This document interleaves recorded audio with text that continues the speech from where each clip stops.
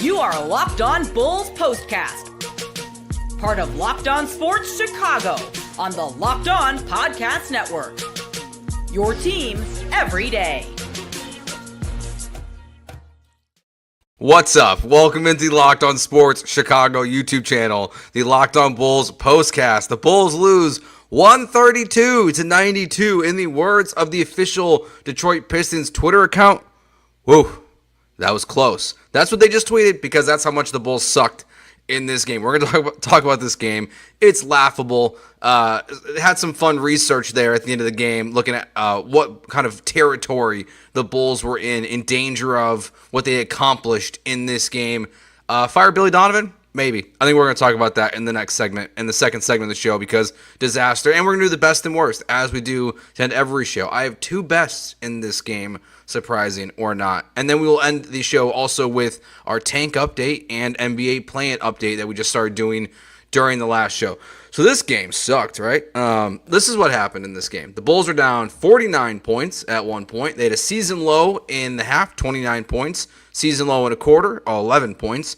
It's their 14th worst loss in franchise history, I believe. I was checking that before the game. I think I have that correct. Ties the worst halftime deficit ever, being down 42 points at the half. At one point, the Bulls had 22 points, while the Detroit Pistons were going on a 23-0 run in the second quarter.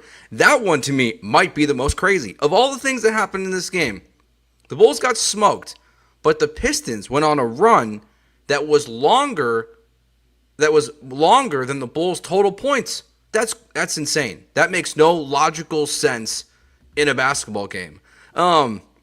I can't believe this game. I mean, look, we watch a lot of bad basketball, but to see a team down 42 points at a half, the only thing it is laughable. My first thought was like, okay, what records are they chasing? We know, because we thought they were going to get there earlier this season. We know what the three-point record is for most missed threes in a game. It's 46. The Bulls did not, sadly, achieve that one tonight. Like, if you're going to do this, like, give me some record-breaking performances. My next thought was, is 11 points an NBA record for lowest points in a quarter? Stunningly, it's not. These numbers are incredible. In 2016, the Miami Heat scored 5 points in a quarter. The Nuggets, 5 points in a quarter in 2015. The top, top 25 listed here. The Bulls actually appear twice. In 2017, they scored 7 points in a quarter. Also scored 7 points in a quarter against the Rockets in 2018. So they avoided history there. So congrats to them for not being one of the worst quarters in the history of the NBA. But again, look, this is a franchise that's 6 decades old. And they did something for the second time that's ever been done, being down by 40-plus points in Bulls franchise history at a half. This is a terrible, terrible performance. Honestly, I'm watching this game, and I'm just like, what am I going to talk about here for 30 minutes about this game? Because it was trash. They couldn't shoot. They didn't play defense. They didn't play good offense. They were just dribble, doing nothing with it. At one point, it looked like Vooch was going to be hurt. When we saw Zach Collins start the second quarter, I thought basically they were going to be handed the official tank card. And look, I'm going to be honest, like, not to spoil the end of the show here. If you missed the end of the 76ers game, Joel Embiid had a wide open three to tie the game. And instead of doing that, he dribbled to the lane and had a disaster turnover, and the Philadelphia 76ers lost. As hard as the Bulls are trying to get out of the play-in tournament, the Philadelphia 76ers are making it damn hard to do so. They're still going to be a game and a half up on the 76ers. We might have to start rooting for the Brooklyn Nets at this point to try to knock the Bulls out of the play-in position to make sure they don't do anything extra stupid and somehow win a play-in game or two, which obviously will likely not happen. But if you're there, anything can happen, and we don't want to see that. But as hard as the Bulls are trying to just like tank this thing out, they ain't getting any help from anybody else behind them because the bottom of the East is atrocious right now. The Philadelphia 76ers, even though they're healthy-ish, and like Joel Embiid's out there, Paul George is playing, what looks like the worst contract in the NBA, honestly, at this point, they can't buy a win to save them. The Raptors, who they lost to tonight, maybe that's another team we have to start keeping an eye on in just hopes that the Bulls will continue to lose basketball games. But this game is all-time bad for just all of those reasons. I mean, down by 49, it's unbelievable. My notes are so short for this game. Like, I try to take detailed notes of like what's happening. These are my notes here, okay? Bad turnovers. This was when Billy Donovan had to call a timeout after Io jumped into the air, had no idea what to do with the basketball. 6-0 Pistons lead. Timeout right away. Vooch rolls his ankle. The Bulls are down 21-10. Ton of dribbling. Then it's Bulls are down 34-18 after one. At that point, they were 0 for 8 from the three-point line. They went 0 for 20 before they hit their first three in the game. We saw Zach Collins make his first appearance. He played a little bit in this game, not just in full garbage time, but saw him make his Bulls debut. They're down 42-19 in a moment where if the Bulls had like any chance to come back, like maybe like it's 42-19. We've seen them come back before. And what do when it's 42-19? You run down the court, you got the numbers, and Josh Giddey rips a three that clanks off the rim. Great offense from Josh Giddey. Super good idea, if Joe Cowley's reporting is correct, to build around a guy that cannot shoot and wants to shoot these threes. Ridiculous. Io. Here's my next one. Woo! Io, 3 to get down 40. Bulls, 1 for 21 from the three-point line. First time again in 6 decades that the Bulls are down 40 points at the half. Ties the second largest deficit in franchise history. It's 79-31 with 10 minutes and 25 seconds left. So obviously, right at the start of the third quarter, Billy Donovan has to call a timeout. So again, just like the beginning of the game, Billy Donovan, because of his players' terrible performance, has to call a timeout as soon as the quarter starts because they're just playing atrocious basketball. And look, the Bulls won an 11-2 run to get it back down to 37. That's how this game went. This game was awful. Oh my gosh, this team is terrible. And look, this team is supposed to be about the future. This team is supposed to be about what you're building around, what you're going to do. You know, what's the future going to look like besides Modest Buzelis? And this is why I hate the trade deadline. Again, I will say this because they screwed it up, and it like almost made me sick listening to the broadcast. And I love Adam Amin and Stacey King. But when they said on the broadcast tonight that the Bulls are shocked or surprised that Vooch and some of these guards are still on this roster, why are you surprised? You're the front office. Like this is not hard. You trade pieces away to get worse, to play younger players. You trade them away for draft capital. And they try to defend it of like, well, they just didn't get what they want. I don't care. Because this should be about playing the young guys. Modest Buzelis. Is there anything in Dalen Terry? Is there anything with Patrick Williams? I think Stacey King has a great point with this. Like, is there a, Modest Buzelis at the 3, Patrick Williams at the 4, that's some kind of combination going forward because that terrible contract from Patrick Williams ain't going nowhere anytime fast. But, like, could you play them together? Why is Kobe White still on this team? Why is Trey Jones, who, my gosh, he stinks at times. He was close to the bucket a couple times tonight, had no shot at getting the layup in. I get what they say by pure point guard, a.k.a. can't score from Trey Jones. Sorry if that's harsh on him. He's new to the team, so like maybe I'll grow to like him, but not a great impression from Trey Jones in this game. But this just shows you how much of a disaster the trade deadline was, that you're going to have these performances instead of playing the young guys, instead of getting your ass kicked by 40 points. Like at least if it was just the young players on this team, we could say, well, they're young, they're growing, they're learning the hard way, like what it's like to be in the NBA. They got to play the Pistons again tomorrow night. Like, how do they respond? Almost like none of it matters because you didn't trade anyone besides Zach LaVine. This is just a roster. And again, no one behind you is doing you any favors in terms of trying to pass you as a play-in team. So, all-time laughable performance from the Chicago Bulls tonight. Part of the reason why it's laughable, it's got to be the coach. Unprepared, it feels like. Unwilling to change, unwilling to get his player or unable to get his players to listen to him. In my opinion, watching the Bulls tonight, I see a team that does not listen to their coach or a coach that just does not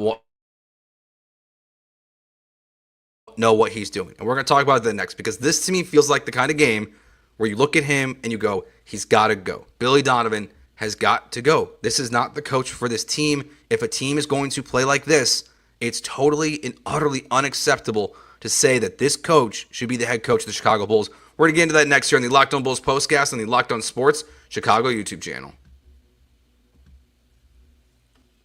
Running a small business means you're wearing lots of hats. Your personal phone becomes your business phone. And before you know it, you're juggling customer calls day and night. As your team grows, it becomes impossible to manage everything with just your personal number. That's where OpenPhone comes in. It's the #1 business phone system designed to help you keep your work and personal life separate. For just $15 a month, the cost of a few coffees, you can get complete transparency and visibility into everything happening with your business phone number. OpenPhone works through an app on your phone or computer and integrates with tools like HubSpot and hundreds of others. It also uses AI-powered call transcripts and summaries, so you'll have a rundown of your calls and action items the second you hang up. And if you miss a call, no problem. Automated messages are sent directly to your customer, ensuring you never miss an opportunity to engage. Right now, OpenPhone is offering 20% off your first 6 months when you go to openphone.com/LockedOnNBA. That's openphone.com/LockedOnNBA for 20% off 6 months. openphone.com/LockedOnNBA. And if you have existing numbers with another service, OpenPhone will port them over at no extra charge. So this is the kind of game that, to me, screams your coach has to be fired. I'd like him to do it right now. I'd like to just, kick that door down, get it over with, not make us think for the rest of the season, wondering, are the Bulls going to make the right decision and keep Billy Donovan? Are they going to be cheap and not move on from a coach that I think is still under contract? I actually don't know exactly. Coaches' contracts are always a little more speculative at times of what they are and not under.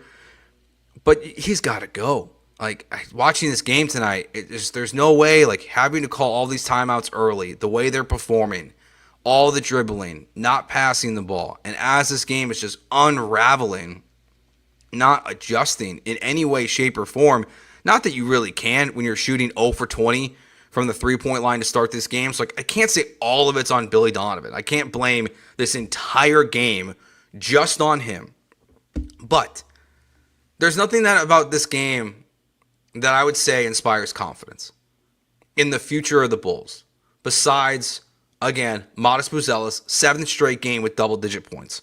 He continues to have flashes and moments that are exciting.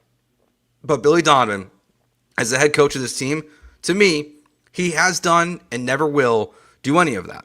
And that's what I see when I watch a team be down 42 points at halftime, be down 49 points in a game, be outscored 23-0 when you only have 22 points in the game. A run that outscores you. That's what I see. Speaking of timeouts, where's the timeout to? When you're down 23-0, when they're on a 23-0 run, they're going back and forth, just doing whatever they want against you, and you're just letting them play. I think that's one of my biggest takeaways from this game, besides just how funny, honestly, it was. Because I really did just kind of catch myself, chuckling throughout it, getting texts from friends. I've had friends who, have started to watch, a little bit of Buzelis from out of Chicago and have been saying how much they like this kid, and they're League Pass fans. We have a group chat, and I literally texted this group chat and I said, whatever you do tonight, do not turn on League Pass and turn on the Chicago Bulls, because it is a disaster happening. But just none of this game tonight really made me feel like this is an inspiring performance. I think this is a great point by James. The trade deadline says this as well. General manager got to go. Totally agree. I don't think there's even a question. Unfortunately, James, and all Bulls fans out there, I don't know which of these is actually going to happen. I think they will probably get rid of Billy Donovan. I do think that, logically, you're going to want a younger coach, someone that can build with the young team, a guy that can build with Modest Buzelis, and hopefully, Harper's kid or, Cooper Flagg if you get super duper lucky, or Ace Bailey, the 3 top prospects. If you can land one of those guys to put with Modest Buzelis and to start building a future, hopefully you can get a young coach that can build this team up in the right direction. I just don't think Billy Donovan's that guy. And to what James is saying, the general manager got to go. Totally agree. And the failures of the deadline should be screaming to the Reinsdorf family, especially to the kid who runs it. This thing's a mess. And we know they're not going to sell the team. But how can you be satisfied with where this team is at, where it's going, and be watching performances like this and just be okay with the status quo?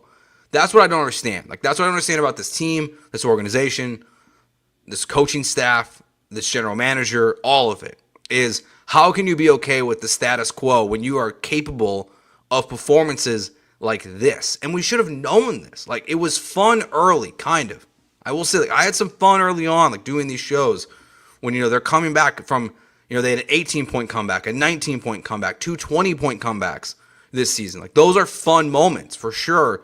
But I think now looking back on it, they should have been lessons about what this team was going to be. And I just feel like the front office, because they're stubborn and don't know what they're doing, didn't do it. And it really feels like other general managers, other organizations, they know that they could get on the phone and they could take AK to the woodshed. And they could get whatever they wanted in these deals. It's why you see, Caruso, Levine, DeRozan, on the only first you get is technically your own first back, which right now would be yours if the lottery balls fell exactly how they were supposed to be. You didn't have to trade back for your first for that pick to be yours. But just nothing about this team. And like, it's frustrating. Like, the All-Star break's here. We got one more game before the All-Star break, another game versus the Pistons. But think about it, like, this is now a team-owned sports network, okay? And if they're watching this game tonight, they had to look at one point in this game, one of the sponsors that they brought in, one of our sponsors, FanDuel, get put up on the screen for the FanDuel live lines, and it read Chicago Bulls plus 33.5. No, they did not cover that live line. They lost by 40. Like, that's what happened in this game. And that's why I don't understand how we got through the trade deadline and this was the result. And I don't understand how you could look at, what's next for this team and not just say in the offseason, it's a total fire sale and you trade everybody that you possibly can for whatever you can get back, whether it's first, seconds, expiring contracts. But you get some, some low risk, high reward players for Vooch, for Kobe White. Like, we're already there. They had their opportunity, they missed it for some reason. Unfortunately, to what James again was saying, the general manager got to go. I feel like AK specifically is going to get another run at this. He shouldn't. We all know it. Everyone knows it. People in the Bulls organization know it. Hell, the players probably know it. I mean, you got another point in this game where Nikola Vucevic is throwing his hands up in the air in disdain because the Pistons are up by 41 points and they're calling a challenge on a Tobias Harris foul that was not a foul during that 23-0 run that was happening. Like, even your players are exhausted by what's happening. They're so embarrassed by the score that they cannot believe that the team that they're playing is challenging a foul call when they're up by 41 points. It's inexcusable, like, just what happened in this game. And that's why, to me, yes, Billy Donovan, this is just another nail in the coffin. I guess it's not the final one, unless they stun us in the next 72 hours. But if I ran the Bulls, Billy Donovan, his last night coaching the Bulls would be tomorrow night versus the Detroit Pistons again. I would not have him back here as the head coach of the Bulls coming out of the All-Star break. It's too important of a time when you think about the future of this team to let a guy who, in my opinion, again, this is just my opinion, there's nothing really to back this up besides my eyeballs, telling me that the team does not listen to him. That the style that they want to play, they don't always execute it. They don't even try to do it. Like, they will, if they're supposed to be shooting threes, they just dribble it out like they always do. They're supposed to pass the ball a lot. They're just dribbling. When they're shooting the ball relentlessly from 3 and they're 0 for 20, they don't stop. They just keep shooting. They don't get back on defense. They don't offensive rebound. They don't box out. Billy Donovan has to call timeouts when it's 6-0 at the start of the first quarter. With a minute and 45, a minute 35 into the third quarter, has to call these timeouts. Like, that to me is a team that is no longer responding to your head coach. And that's why Billy Donovan, to me, should be fired.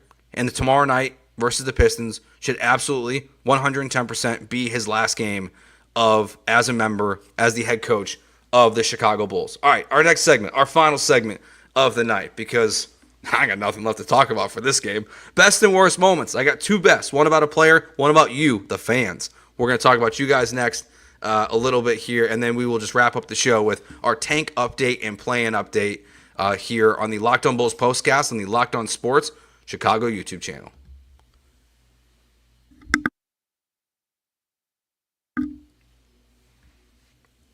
All right, best and worst moments of the game. Best moments. Let's go here. Zach said earlier, Joe deserves a raise if he was able to find 2 best. They're a stretch, Zach. I'll tell you, they're a stretch. Modest Buzelis, 7 straight games with double-digit points. Still, I enjoy watching him play. Again, I think we saw some moments tonight where, it's so clear he needs to put some muscle mass on, where he's trying to get by Sarah Thompson, Amen Thompson's brother, who I watch Amen Thompson play every day. If you're new to the channel, I'm a Chicago sports fan. I grew up in Illinois. These are my teams, but I'm a sports radio host in Houston at ESPN, and I cover the Houston Rockets every day. So I see Amen Thompson every day. So tonight, watching his twin brother play, they're very similar. And Modest Buzelis was really struggling at times with him in this game. So I think that's like the biggest thing for Modest is, can you keep your athleticism, your jump shot? That seems better than people told us it was, as with his dribbling. But just definitely like the number one thing for the offseason is there's a weight mismatch for Buzelis that I think we saw again tonight. But again, 7 straight games with double-digit points. The only other thing that I got for a best is like, and maybe it's a worst, because like honestly, I don't know. Pat, the designer, who does the Locked On Bulls podcast, was at the game tonight. I'm curious how long he stayed. But the best would be the Bulls fans that stayed. Good for you. Good for you for sticking this thing out. If I had my son with me, my son's about to be 4 years old, we would have been gone at halftime. There's no chance I'm staying for the second half of that basketball game if I bought tickets tonight. Like, I know you bought them. I can't imagine they're very expensive on the Game Time app. Free plug there. But good for you for sticking that thing out if you're a Bulls fan. But then again, you might be the worst if you stuck it out, because why? Why'd you stay and watch that game at all if you were there in person? I guess the food's good. Might be expensive. Maybe the beer's good. It's expensive. And the Bulls team was just terrible tonight. So good for the fans that stuck it out. Good for the fans that are watching this team on a daily basis, because, watching this performance, it's just hard to feel highly encouraged for anything besides specifically Modest Buzelis. Worst moments of the game. The entire game?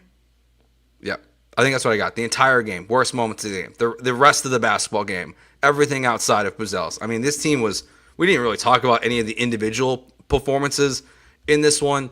Let's see. Nikola Vucevic, 4 for 15 from the field, 0 for 5 from the three-point line. Look at these plus minuses. Vooch, minus 33. Kobe White, 0 for 8 from the three-point line, 2 for 13 overall, minus 30. Ayo Dosunmu, 3 for 6, 1 for 3 from the three-point line, 8 points, minus 28. Josh Giddey, 5 for 10, 1 for 4 from the three-point line, minus 29. Patrick Williams, 2 for 8 from the field, 1 for 3 from the three-point line, minus 23. Modest Buzelis, only a minus 17, so good for him. It's 12 points in this game. But Modest Buzelis, your leading scorer of tonight's game, with 12 points on the night. All right, so where do we stand today? We'll wrap up our shows as we do here because, again, the Bulls don't know where they're really going. We know where they should be going, but right now we don't really know where they're going. So currently right now, the Bulls are a game and a half up on the Philadelphia 76ers, who, again, had a costly turnover from Joel Embiid. So they're trying to get out of this play-in tournament. That means they're 2.5 games up on the Brooklyn Nets at this point, who are 5-5, won their last 2 games. The most important part of this, like this next stretch of games, even though we've got the All-Star break coming up here, to where if Philly's going to be a threat, or Brooklyn's going to be the threat to get, not even the threat, the prayer, I would call it, to get the Bulls out of the play-in tournament at this point, the Brooklyn Nets and the Philadelphia 76ers play 2 of their next 3 games against each other. If one of these teams, sweeps it and wins both games, kind of feels like that will be, just gut feeling here, the team that's going to push the Bulls out of the play-in tournament, hopefully, in the end. But the way the 76ers are playing, Joel Embiid, Paul George, they all look terrible when they're out there. They don't look any good at all. It wouldn't shock me if we saw major changes there at the All-Star break with their coaching staff, and I know it's still pretty new, but when you're performing that poorly and you have good expectations for your team when you sign Paul George, feels like they might be a little more radical with what they do here at the All-Star break, so that wouldn't stun me, but that's where you stand right now in terms of the teams that are chasing you hopefully out of the play-in tournament. Is Philly, who's struggling, and Brooklyn, who has come on a little bit, it feels like, but, if they can win 2 out of their next 3, in which they play the 76ers in 2 of the next 3 games, if they can win both those, the Brooklyn Nets might be the team actually at this point where that's who we're watching to see as the team that will hopefully dethrone the Bulls as the 10 seed. So the Bulls have lost the last 3 games. They currently sit at 22-32, and that still keeps them firmly at the 8th pick in terms of the lottery. They have a 26.3% chance to be a top 4 pick. They have a 6% chance to win the lottery as of right now. So that hasn't changed either. They're a game up on Portland, who's played really well of recent. San Antonio is the next closest team at 23-28 right now. It feels like with De'Aaron Fox, they will not be part of this conversation. So really, Philly, Brooklyn, Portland are the teams in terms of lottery order that I think we should keep our eye on the most. Toronto at 17-37 is the next one, to where that could put the Bulls as high as a 10.5% chance if they had the 5th pick technically, or the 5th lottery slot at this point. But I'm just not sure Toronto is capable, even with Brandon Ingram and his new very expensive 3-year contract. I think it's 3 years, $120 million. That seems crazy to me. I'm glad the Bulls didn't do that at the deadline. That probably is the other team to watch. It's just Toronto, Brooklyn, Philly, Portland are the teams around you. Again, I don't think it's likely that you catch Toronto at this point in the season. So the Bulls could get as high as 5. I think they get as low as 9. So as they sit right now, a 6% chance to win the lottery. One of these days, I'm just going to start sharing my screen for this, because now we're going to end the show every day. Tankathon, sim the lottery, and the Bulls up with the 9th pick. That would suck if they did that. If they went back a spot in the lottery instead of moved up to 1. We're all hoping for Cooper Flagg at this point. Even though Kendall Gill today on the Score in Chicago said they have a player that's better than Cooper Flagg, Modest Buzelis. Not sure I agree with that one, Kendall, but I like the take and that you're going to stick to it, because I am a huge Modest Buzelis fan at this point. But to put him on that category seems to be a little bit of a stretch. So that will do it for us. We are Locked On Sports Chicago. Hit that subscribe button. We're here after every Bulls game. If they lose by 40 or win by 5, we are here for you to talk Bulls basketball. We're also doing Bears football season when it comes back. Ben Johnson, Caleb Williams, hopefully better times ahead for them. Notre Dame games. And before you know it, we will be doing live postcast shows after every single Chicago Cubs game with Kyle Tucker, Ryan Presley, all the young kids. Even the games that start at 5 o'clock in the morning in Japan, we will be on live at 8:30 in the morning as soon as those games wrap up. So thanks for watching. Hit that subscribe button. If you're watching on YouTube, also, you can find the audio version of this podcast, this postcast, on the Locked On Bulls audio feed, Apple, Spotify, wherever you get it. You can check it out there. Our show audio gets dropped within about 10-15 minutes. So if you missed any of the show and want to listen on your way in to work the next day, you can find that, as well as all the Locked On Bulls daily content that Pat and them put out every single day on their channel. So that will do it for us. We'll talk to you tomorrow night after hopefully the Bulls don't lose by 40. They lose, but hopefully not by that much tomorrow night. We'll talk to you then. Thanks for watching. Peace.